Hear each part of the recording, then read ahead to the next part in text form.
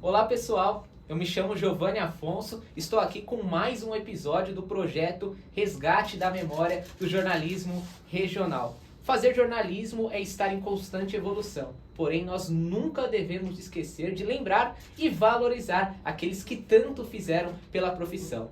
E hoje estou ao lado de alguém que dispensa comentários, Thaís Assunção Cury Pereira, que é uma mulher que além de jornalista é escritora, haicaísta, doutora em Ciências de Comunicação pela USP e também preside desde julho de 2024 a Academia Santista de Letras. Esqueci alguma coisa desse vasto currículo ou não? Não. Muito obrigado por estar presente com a gente, Thaís. Eu que agradeço o convite e a oportunidade de conversar com vocês e de voltar a esta casa onde lecionei por vários anos. Neste audiocast, a gente, claro, vai tratar sobre esse resgate da memória do jornalismo regional, traçando um paralelo entre a história da Thaís e também as constantes mudanças que o jornalismo vem sofrendo ao longo do ano. E estando ao lado de alguém que conta muitas histórias, ela sabe que toda história tem um começo. Eu queria começar falando da infância. Como era a pequena Thaís Cury? Em que momento ela descobriu essa paixão pela palavra, essa paixão pelo jornalismo? Olha, eu sempre fui uma criança meio irrequieta, né? E o meu gosto pela leitura até veio por intermédio do meu pai. Meu pai era um leitor de jornal diário. Então, meu pai ele não saía para trabalhar antes de ler o jornal. E eu o via todas as manhãs lendo o jornal, e assim que eu comecei a aprender, né, a ler, eu também queria ler alguma coisa. Lia, nem que fosse a tribuninha, alguma coisa, mas foi aí que o meu interesse começou pelo jornal, né, pela escrita. Sim, e você se formou, entrou na faculdade e se formou em jornalismo na Universidade Católica de Santos em 1975. Quero primeiro entender como era a aluna Thaís Cury. Ela era da turma que sentava na frente ou era da turma que ia pro barzinho? Olha, era que sentava no meio.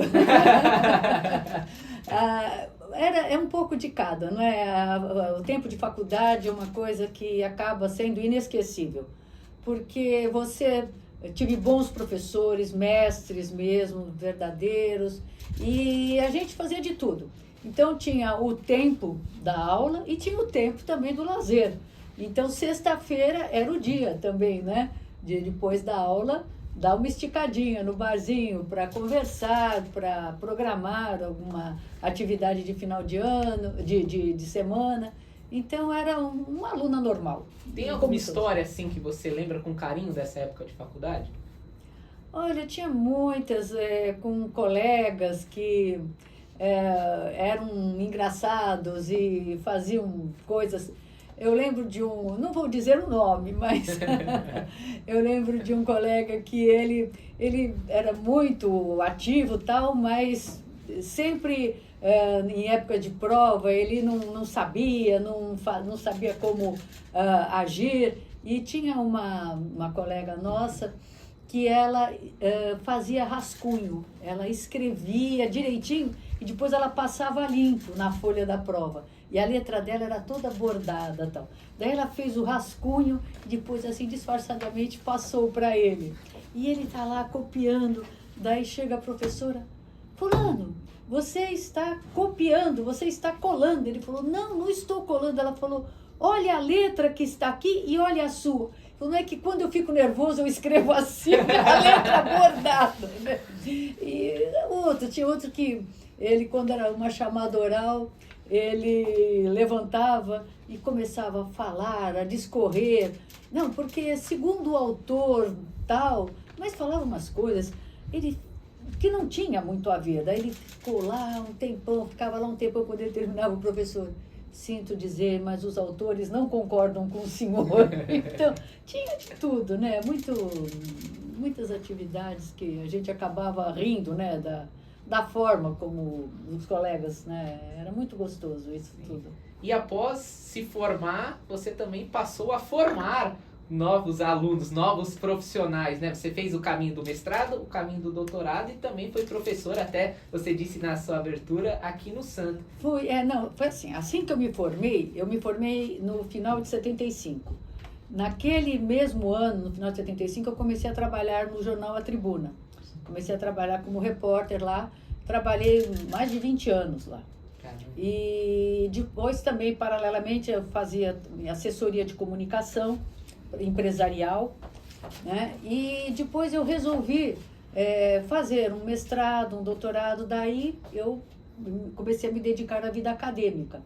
Mas, paralelamente, eu também exercia outras atividades, como assessora parlamentar, e também já comecei a escrever, não apenas como jornalista, mas como escritora, né? Então, eram coisas que iam acontecendo paralelamente.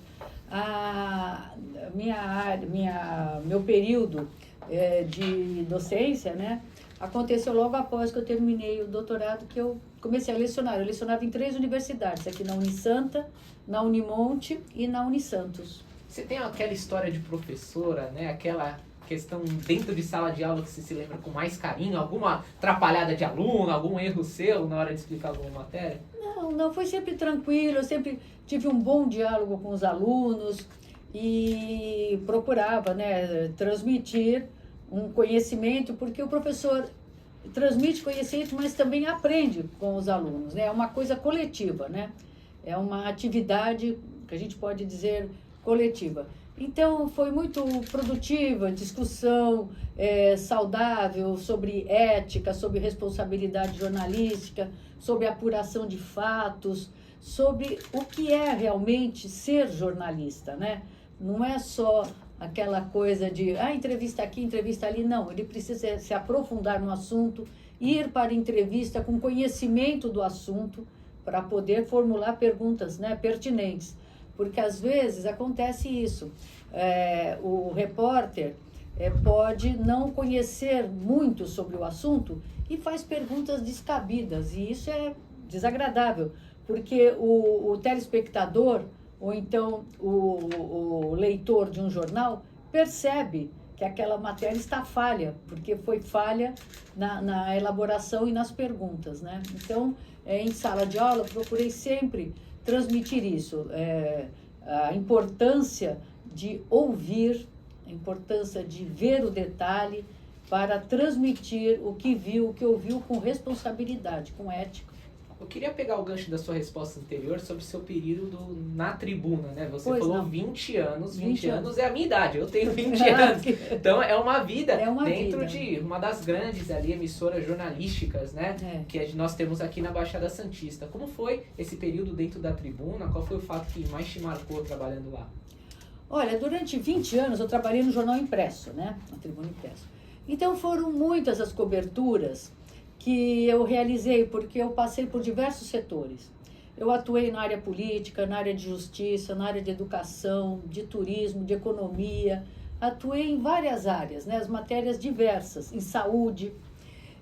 Então, presenciei situações assim, foram situações boas, né? De inaugurações, de situações festivas e também de tragédias. Sim. Incêndios, inundações. Por exemplo, o Teatro Guarani, que nós acompanhamos tanto, né? Toda a história do Teatro Guarani, até escrevi um livro sobre isso. Eu presenciei, estive lá na cobertura do incêndio que destruiu completamente o Teatro Guarani, né? Então, são fatos marcantes que a gente tem oportunidade de entrevistar. Você entrevista ministros, você entrevista vários tipos de pessoas. Você entrevista o personagem característico de um bairro, de um morro, e ao mesmo tempo você entrevista presidente da República, como eu entrevistei, mais de um, e também personagens que fazem parte do nosso dia a dia. É uma coisa muito dinâmica, é uma experiência. E tanto, o jornalismo diário é uma experiência. Esse clima de redação a gente está começando a viver agora é diferente, é corrido demais. Demais, né? Demais. Mas no final que a matéria vai pro ar, tudo vale a pena, né? Tudo vale a pena. E sobre valer a pena, né? Você falou várias matérias de várias correntes, né? Saúde, política, enfim, vários assuntos que você cobriu. Qual é a matéria da vida da Thaís Cury? Qual é aquela lembrança, aquela reportagem que você olha para trás e tem como maior carinho, assim, aquela que você vai levar contigo para sempre? Olha, é difícil até dizer isso, porque, veja, a pessoa que às vezes cobre um setor apenas, ela, né, se pauta por ali. Agora, a gente que transitava de um setor para o outro, então você via matérias de posse, sei lá, de prefeitos, de presidente, eleições, né? Matéria de eleição, eu lembro que quando foi a retomada da autonomia, que nós fomos para Brasília, foi uma loucura. Eu saí daqui de manhã, 6 horas da manhã, fui para Brasília, cobri a eleição, né? Quando houve a reabertura, cobri a eleição. De lá, eu fiz a matéria, passei por telefone, porque era por telefone até que você passava a matéria. Aí peguei o avião de volta no mesmo dia. Então era assim, muito efervescente a coisa, né? Você não tinha descanso. E você vibrava com o resultado, porque naquela época a gente levava muito em conta o furo de reportagem. Coisa que hoje em dia quase não ocorre, porque a mídia, de um modo geral, as diversas formas de divulgação, todo mundo dá a mesma notícia quase que ao mesmo tempo, né? Mas antigamente não. Você acha que isso é algo positivo ou negativo, essa coisa instantânea, que qualquer um pode publicar nas redes sociais a qualquer momento? Olha, tem o seu lado positivo, mas também tem às vezes o negativo. Porque o positivo, tudo bem, a instantaneidade, né, a coisa de momento, mas às vezes não se apura devidamente. Então, naquele afã de querer noticiar, de querer... Então, é feita a coisa assim de uma maneira superficial. Isso é perigoso. Porque nós, quando eu atuei muito tempo no jornalismo impresso, nós checávamos as informações. Nada ia para a matéria sem ser checada. Então, quando você tinha dúvidas, você ligava para o repórter. Quantas vezes eu telefonei para casa de pessoas para confirmar, para tudo. E hoje, lógico, você ia ler a notícia no dia seguinte. Então, hoje você fala, mas na hora você já tem informação. Sim, só precisa ver que tipo de informação você tem. Não quer dizer que sejam todas ruins, nada disso. Mas eu percebo que hoje, às vezes, não existe muito a preocupação em apurar devidamente um fato. É aquela questão, né? Mais qualidade do que quantidade, né? Hoje as emissoras, os veículos estão mais preocupados em soltar quantidade de matérias do que necessariamente fazer uma grande reportagem, talvez até como um furo de reportagem, porém algo em menor ali, escala, né? Então o pessoal está mais focado em divulgar notícia, em vez de preparar algo especial. Né? Exatamente, até porque também o próprio telespectador às vezes não entende o assunto, porque ele não tem um histórico daquilo. E outra, uma coisa que eu observo, era praxe no jornal. Você ia apurar, fazer uma matéria sobre uma denúncia, por exemplo, você tinha que ouvir todos os lados. Hoje, às vezes eu vejo um lado, e daí no outro dia, ou daí 2 dias, você vai ver o outro lado. Só que às vezes, aquela pessoa que viu a denúncia não viu a justificativa do outro. Coisa que no jornal saía tudo no mesmo dia. A denúncia e a explicação do outro. Aí ficava a critério do leitor o julgamento, né? Ele lia as duas partes e julgava. A Baixada Santista, a cidade de Santos, tinha alguma dificuldade a mais na cobertura? Você sente que fazer a cobertura regional por aqui tinha alguma trava ou era mais fácil de alguma forma? Qual a diferença daqui em relação a Brasília, em relação ao estado de São Paulo, outras praças que com certeza você visitou? Não, olha, eu acho o seguinte, nós estamos numa região aqui histórica, rica, né? Rica em história, que tem o maior porto da América Latina. Então, nós temos aqui um cenário excepcional para o jornalismo, né? Então, né, não é uma cidade que a gente fala de Santos, mas quase que fala de Baixada, porque somos 9 municípios integrados, né? Então, eu acho o seguinte, é importante a valorização do jornalismo regional, porque a notícia não está só nas grandes esferas de poder, não está só no cenário nacional, ela está também no local. Então, às vezes, do seu lado, tem uma história interessantíssima que é deixada de lado em nome de algo que está acontecendo distante e que o repórter daqui, às vezes, não tem como apurar. Então, invariavelmente, às vezes a gente vê um jornal local dando manchete nacional. Eu acho que tem assuntos que, lógico, evidente, tem que ser dados também. Mas, às vezes, se negligencia um fato local em nome de um nacional que está aí na mídia geral. Então, o diferencial e o que a gente tem que ver é preservar a nossa memória, a nossa história local, a nossa identidade. E isso eu acho que é papel do jornalismo regional. A gente vê até bastante na política, né? A gente Exato. vê a população mais preocupada com a eleição federal, que, claro, Isso. o presidente é o grande porta-voz da nação, mas, assim, é o prefeito que vai estar no dia a dia, são os vereadores ali que vai cuidar da sua rotina, né? E até entrando no tema política, um dos temas que meus colegas mais colocaram na nossa pauta foi sobre o seu trabalho como assessora parlamentar. A gente sabe que é muito desgastante estar dentro da política, né? Todo mundo fala, como quase um ditado popular, de que política só tem roubalheira, só tem ladrão lá dentro, enfim. Como foi a sua experiência dentro da política? Você conseguiu aproveitar, conseguiu tirar algo de positivo lá de dentro? Veja, no jornalismo diário, jornalismo de um modo geral, você procura aprimorar, né, a escrita, a apuração, o imediatismo. Numa assessoria empresarial ou parlamentar, política no caso, você vai exercitar muito o diálogo.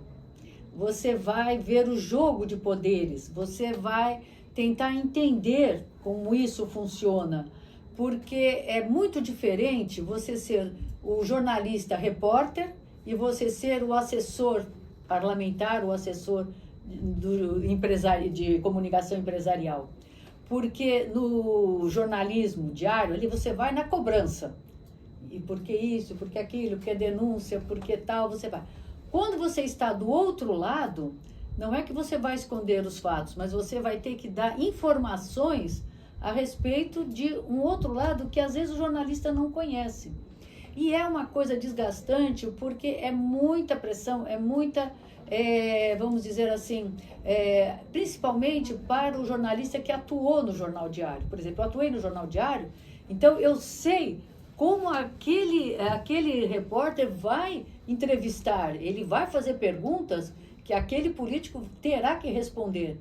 Então aí você também até faz um trabalho de media training, você até... Para proteger o assessorado, né? Assim, veja, você não vai, é lógico, numa denúncia tal, ele vai ter que explicar a denúncia, não vai de forma alguma. Mas eu acho que você também tem que olhar o outro lado, porque eu não sou nem partidária do jornalismo denuncista, sabe, aquele que só vê o lado negro, só vê a crítica, já chega como se fosse um inquérito policial. Vai apurar uma denúncia, é o que a gente sempre comentava com os alunos. Existe um fato, você vai apurar esse fato. Você não pode chegar lá no papel de investigador, você não é polícia, Sim. Você é repórter. Entende? Então você tem que dar voz para aquela pessoa. Você pode não simpatizar com aquele político, você pode ter até ojeriza aquele político, mas você está ali no papel de repórter, então você não vai brigar com a notícia, né? E no papel do assessor também tem isso, porque você às vezes, quando você está desse outro lado, vamos dizer assim, você vê que às vezes alguns colegas são até injustos na forma de tratamento, tratam diferente determinados políticos e de uma outra maneira. O jogo do interesse, né? O jogo de interesse e a questão partidária. É a mesma coisa também, talvez, na cobertura esportiva. Sim. Você torce para um determinado time, mas você não pode prejudicar a cobertura do time adversário, né? Então, a gente E até algo que a gente aprende nas aulas com o professor Robson Bastos, de que o jornalista, que o ser humano é parcial de alguma forma, né? Sim. Mas a gente tem que tentar ser o mais imparcial possível. Exatamente. Nunca seremos 100%, mas não. tem que tentar ser o máximo possível ali para poder colocar em tona as verdades, né? Porque não existe uma só. Não. Existem várias verdades, né? É aí que eu me bato. Eu acho que, como você disse, existem várias verdades. Então, cabe ao jornalista apresentar as verdades e deixar a conclusão para o leitor, o telespectador. Porque, para isso, se você pegar o jornal impresso, você vai ver que ele tem a parte noticiosa e ele tem os editoriais, ele tem as matérias assinadas, ele tem os textos de opinião. Então, aí você dá a sua opinião, aí o editorial e tal. Agora, no noticiário, você não pode ser tendencioso. Você tem que se policiar para não ser parcial. Tudo bem, você, é o que eu digo, você pode ter uma simpatia por algum, ou ter uma antipatia, mas você não pode levar isso para o noticiário. Agora, no texto assinado por você, que você... Aí você põe sua opinião, texto opinativo. Mas você tem que dar as várias verdades, vamos dizer assim, para que o leitor, o telespectador, conclua. Olha que aula, hein? Não é por menos que você já foi professora, né? Thaís, eu queria perguntar sobre um assunto. A gente sabe que a mulher na sociedade como um todo tem que correr um pouquinho a mais para poder chegar nos mesmos lugares que os homens, né? A gente vê dentro do jornalismo que cada vez mais elas estão ganhando espaço. Acredito que na nossa sala talvez a maioria sejam mulheres. Tem que pegar um dia para fazer essas contas, né? Durante essa sua trajetória, você sentiu alguma diferença de tratamento, algum empecilho pelo fato de você ser mulher? Não, olha, quando eu comecei a atuar no jornalismo, em 75, na redação, porque era uma redação diferente, não é que nem hoje, computador não, era máquinas de escrever, da datilografia. Depois vieram os computadores e tal. Mas era uma sala enorme, deveria ter uns 40 e tantos homens e tinha 4 mulheres. Eu e mais 3. E foi uma coisa assim que, pelo menos lá no jornal, foi uma coisa que eu me senti... Quando eu entrei assim, você, né, se surpreende. Mas eu fui tão bem recebida, eu e outras mulheres, porque nós éramos tratadas assim como iniciantes. Então tinham um carinho por nós, porque estávamos começando, porque éramos mulheres. Então, por exemplo, na redação, você vê com tantos homens que tinham, você sabe que eu nunca ouvi um palavrão. Quer dizer, eles deveriam falar, lógico, tal, mas quando nós estávamos, eles mantinham, né? E depois, com o tempo, então, nós éramos até assim, a gente pedia até um auxílio. Fulano, eu fiz essa matéria, dá uma lidinha, vê se é por aí. E o mais velho vinha, olha, por que você não experimenta fazer assim, tal? Então, eles eram dessa forma. E naquela época já, você veja, apesar de sermos em um número tão pequeno, mas uma já era, eu entrei, eu era a que a gente chamava de foca, né, iniciante, né? Uma já era editora de artes, então já tinha um cargo. E tinha também a Miriam Guedes, que ela já era subchefe de reportagem, então ela já tinha um cargo, né, sendo mulher.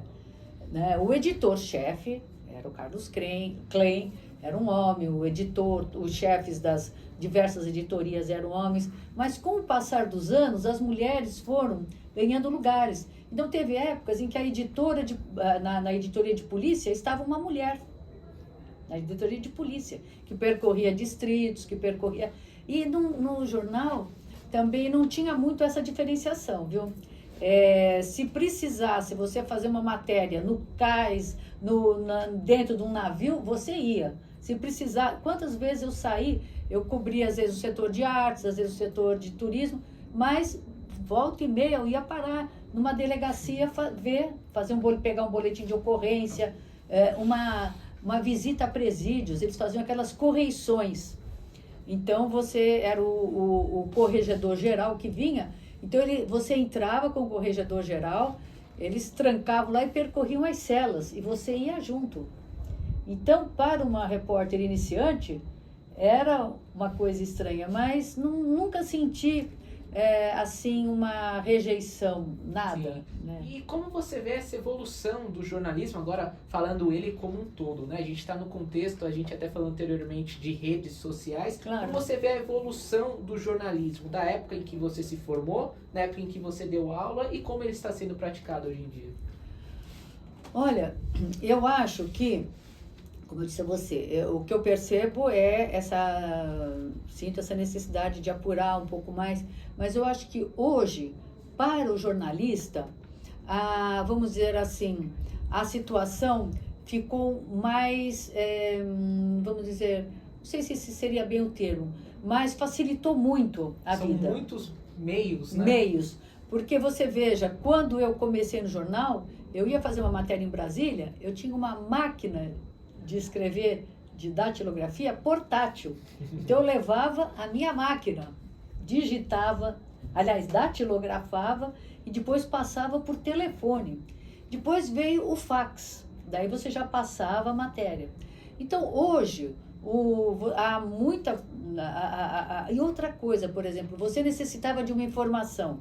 Você precisava fazer uma matéria sobre o IBGE. Você tinha que ligar para lá, passar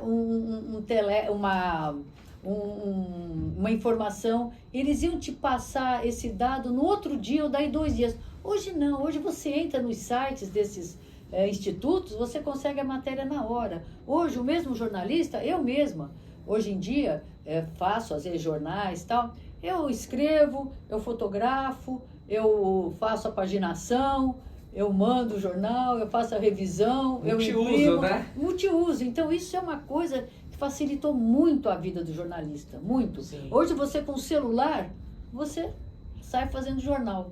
Coisa que antigamente não, né? Tinha todo um processo, todo um... E livro, Thaís? Eu vou revelar. Em algum momento dessa minha passagem aqui na faculdade, eu pensei em fazer um livro como TCC, só que quando você pensa na ideia, opa, parece ser muito difícil escrever páginas e páginas de texto, né? Você escreveu alguns livros ao longo da sua trajetória, até trago alguns aqui. Escreveu o Teatro Guarani, que você falou há pouco. O livro que me chamou bastante atenção, o Patrimônio Histórico, Cultural e Natural da região metropolitana da Baixada Santista, que você contou ali um pouquinho das 9 regiões aqui da Baixada Santista. Mais recente, 3 Poetas em Santos, em parceria com a Regina Alonso, parecida com o Giovanni Afonso e com a Cristina Schinen. E, claro, assuntos à parte, temáticas à parte. Como é escrever um livro? Qual é a dica que você passa para os alunos que eventualmente gostariam de seguir esse caminho de escrever livros, escrever obras literárias? Olha, o meu primeiro livro foi porque até então eu trabalhei como repórter. Então eu fazia matérias para jornal, né? Aí aquela história, você vai na objetividade, você vai na entrevista, você vai na escuta do outro, daí chega um momento em que você também quer ouvir a sua voz interior. E aí você quer habitar as entrelinhas também, né? Então, o meu primeiro livro foi baseado até na minha tese de doutorado. Porque eu tive um trabalho imenso com a minha tese, e daí eu falei, eu não posso engavetar isso. Qual foi o tema? Foi mídia e cultura. Mídia e cultura. Discursos que constroem memória. Então, veja, eu tive aquele trabalho todo, falei, agora eu não vou pegar isso tudo e engavetar. Não é justo, né? Então, eu queria que aquilo também circulasse, que aquilo chegasse a outras pessoas. Então, eu peguei aquele trabalho e transformei num livro. Adaptei uma linguagem e tal. Agora, depende da forma como você quer contar uma história. Então, você quer fazer um livro, por exemplo, você pode fazer um TCC e transformar aquilo num livro. Né? Pode transformar num livro. Só que aí você vai ter que você vai ter que fazer um projeto daquele livro, um projeto editorial. Então, ver o que você vai colocar no livro. Você vai escolher um assunto. Você vai dividir aquilo por capítulos. Você vai fazer uma introdução. Bom, vou fazer um capítulo abordando isso, aquilo, tal, tal. Então, as pessoas, o que eu acho importante é isso. Tudo na vida precisa ter um começo, meio e fim. Eu vou escrever um livro. Você não vai sentar num computador e começar a escrever. Não, você tem que ter um projeto antes. Então, eu vou escrever um livro sobre o quê? Sei lá, você vai escrever um livro sobre o Porto. Mas você vai contar o quê? Você vai contar a história do Porto, você vai contar... Você tem que primeiro fazer esse projeto e depois você trabalhar. Você vai trabalhar como se fosse uma reportagem. Mas só que aí você vai usar uma linguagem um pouco mais literária, porque foi aí o meu caminho para a escrita de livros. Porque no jornalismo é uma coisa bem objetiva. Sim. Objetiva. No livro, na escrita literária, você se dá o luxo, dizer assim, de fazer uma coisa mais poética, uma coisa que você se coloque mais. E aí que entra o desafio de fazer algo poético, algo literário, porém objetivo. Esse que é o jornalismo literário que o pessoal diz. Isso, alguma coisa que não fique só naquela história. Eu, pelo menos, não é o meu feitio. Eu gosto de coisas que tenham uma sensibilidade, uma literalidade, mas que sejam também de interesse, né? Eu acho que, para mim, eu tenho que escrever algo que vai interessar as pessoas. Você tem que qualificar o público para quem você vai escrever. Sim. Né? Porque você vai escrever um livro para quem? Tem que ter o público-alvo. Então, é para criança, é para adulto, é para uma pessoa. Você tem que primeiro qualificar o público, depois ver como você vai tratar esse assunto de modo a que esse público se interesse pelo seu livro, né? Sim. Outra curiosidade dos colegas, acho que do público como um geral, é o haikai. O que é o haikai? Porque ela é jornalista, escritora e haikaísta. Você poderia dar uma explicação breve do que é o haikai? Sim, sim. Olha, o haikai é uma poesia de origem japonesa. E o haikai me atraiu pela concisão, porque o haikai é uma poesia voltada para a natureza, ela é vamos dizer, uma fotografia em palavras. O jornalismo me deu também a síntese, né? Então, eu não sou apreciador daquela poesia longa, daquela coisa, não. Eu gosto de uma coisa objetiva, né? E o haikai tem isso, porque você descreve uma cena momentânea em apenas 17 sílabas poéticas. Então, são 3 linhas de verso. E você retrata aquele momento vivido. E, por ser uma poesia da natureza, ele faz com que você aguce a sua observação. Foi isso até que, quando eu deixei um pouco o jornalismo diário, me facilitou, porque aí você começa a ter mais tempo para contemplar. Então, é aquela flor, o movimento das nuvens, você olha o vento, você olha determinadas situações. Então, tudo isso, o haikai ele tem essa característica. É uma poesia da natureza, de origem japonesa, curta, objetiva e que retrata, de uma forma poética, um momento. Ela é a poesia do momento. Você não vai falar nem do passado, nem do futuro, é do agora. Partindo para a reta final do nosso bate-papo, olha, com você dá para ficar aqui horas e horas, viu? Muito bom, tá muito bacana. Bom com você também. Sobre a Academia Santista de Letras, em julho de 2024, você se tornou presidente da Academia de Letras, inclusive com alguns acadêmicos aqui da casa. Silvia Teixeira Penteado é uma das 40 cadeiras ali dentro da Academia Santista de Letras. Como é para você ser presidente nesse período de quase um ano que você está no cargo? O que já deu para fazer dentro da entidade? Olha, é uma honra. Eu acho que para uma pessoa que a vida toda profissional trabalhou com a palavra, trabalhou com a escrita, né? É uma satisfação enorme presidir, vamos dizer, um órgão máximo da língua, da literatura em Santos, né? A Academia Santista de Letras, uma academia que agora em julho vai fazer 69 anos, ano que vem completa 70 anos, né? Então, é um desafio, uma honra e ao mesmo tempo um desafio, porque nós temos procurado nesse período levar a academia, não deixar a academia nesse círculo fechado, levar a academia para a comunidade, né? Mostrar o que a academia faz e como as pessoas também podem participar, né, da vida literária da cidade. Então, nesse período, nós já tivemos algumas realizações, alguns projetos que visam justamente aproximar a academia da comunidade. Então, por exemplo, nós tivemos um projeto que se chamava um passeio poético pelo orquidário. Então, era uma maneira de incentivar as pessoas a produzirem uma poesia. Então, o título era até Descubra o Poeta que Existe em Você. Então, na contemplação da natureza, você acabava produzindo poesia. Nós temos um projeto, Encontro com Poetas e Escritores. Nós vamos ter um agora, no dia 23, aqui na Unisanta. Bacana. Até com uma das acadêmicas. E ela vai falar até sobre a Diná Silveira de Queiroz, novelista. Então, nesses projetos, a gente procura trazer poetas e escritores que às vezes ficam esquecidos e mostrar a importância deles. Nós estamos realizando um outro projeto que é Carta a um Acadêmico. Então, são cartas que nós trabalhamos com 3 instituições, com o Colégio Santa Cecília, com os alunos do ensino médio do SESI e com os estudantes de letra de Cubatão, onde eles escrevem cartas para os acadêmicos, fazendo perguntas e tal, e os acadêmicos respondem. Então, é uma forma de intercâmbio e, futuramente, a gente acredita até que vários alunos poderão se tornar acadêmicos também. Quem sabe, né? Temos vários projetos. Vamos realizar uma feira literária em agosto. Temos a nossa revista anual, que a gente procura trazer artigos diversos.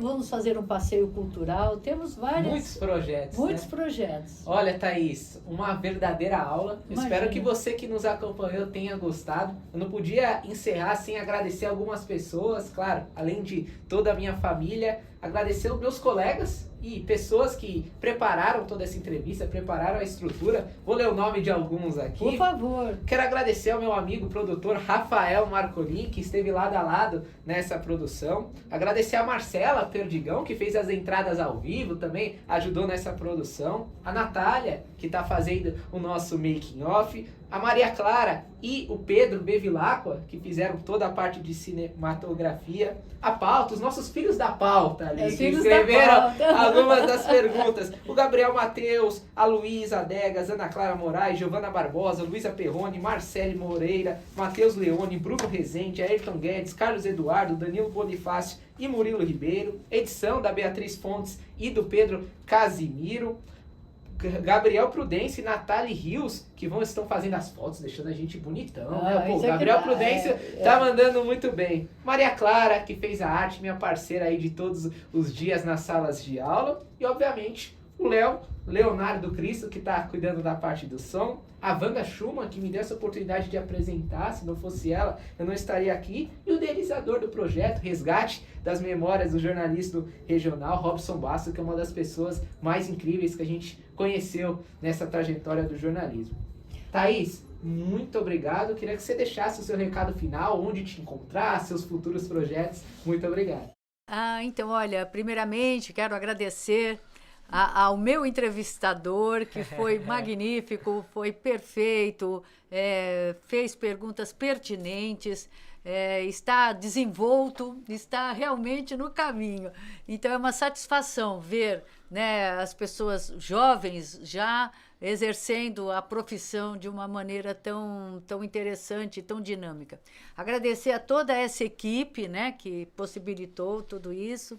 Muito obrigada, a professora Wanda, o professor Robson, ao professor Fábio também, né, o